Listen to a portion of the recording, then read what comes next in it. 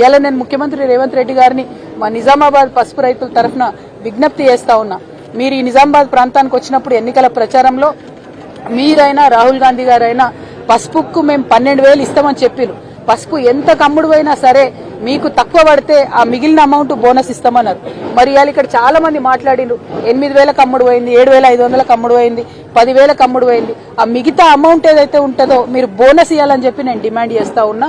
ఒకవేళ 9,000 పసుపు పోతే మీరు 3,000 రైతుకు బోనస్ కట్టిండి. ఎందుకంటే లెక్కలు ఉంటాయి, పేర్లు ఉంటాయి, ట్యాగ్ ఉంటుంది, బిల్లు ఉంటుంది, మోసం జరిగే ఆస్కారం ఉండదు, మీ దగ్గర డేటా లేదనేటటువంటి పరిస్థితి ఉండదు.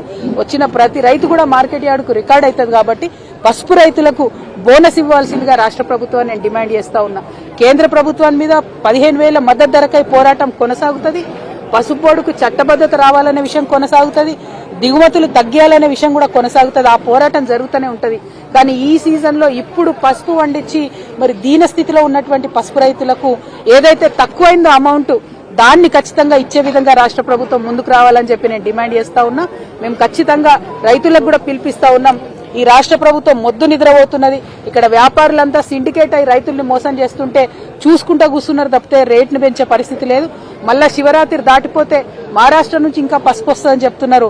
మహారాష్ట్ర నుంచి కూడా పసుపు మన మార్కెట్కి వస్తే ఇక మొత్తానికి మొత్తం మన తెలంగాణ పసుపు రైతులు ధర కంప్లీట్ గా తగ్గిపోయి ఆగమయ్యే పరిస్థితి ఉంటది. కాబట్టి నేను రైతులందరినీ కూడా కోరుకుంటా ఉన్నాను, వేడుకుంటా ఉన్నాను. ఇక పోరాటం చేసేటటువంటి సమయం ఆసన్నమైంది. మనం 1వ తారీఖు, 2వ తారీఖు, 3వ తారీఖు మనందరం అనుకొని ఒక రోజు కలెక్టరేట్ దిగ్బంధనం పెడదాం. ఆ లోపల కనుక ప్రభుత్వం దిగి రాకపోతే ఖచ్చితంగా మా నిజామాబాద్ జిల్లా కలెక్టరేట్ ని ముట్టడిస్తాం. ఆ దిగ్బంధనంలో రైతులందరూ కూడా పెద్ద ఎత్తున పాల్గొనాలి. కలెక్టరేట్ ముంగటనే కూర్చొని బాజాప్తా పసుపు ముందట పోసి కలెక్టరేట్ ముంగట మేమందరం కూడా ధర్నా చేస్తాం. ఎందుకంటే 9 నెలలు కష్టపడితే ఎట్లా ఒక తల్లి బిడ్డను మోస్తుందో అట్లా రైతు పసుపును మోస్తాడు 9 నెలలు. మీకు ఇంత కూడా పట్టింపు లేదు. ఎన్నికల కోసం ఓట్ల మందం వచ్చి ఎటువడితట్టు మాట్లాడిపోయినారు. ఇవాళ ఆ మాట నిలబెట్టుకోవాల్సిన సమయం వచ్చింది. పోయినసారి రైతు నష్టపోయిండు, ఆనాడు మీరు ముందుకు రాలేదు. ఈ సంవత్సరం రైతు నష్టపోతున్నాడు.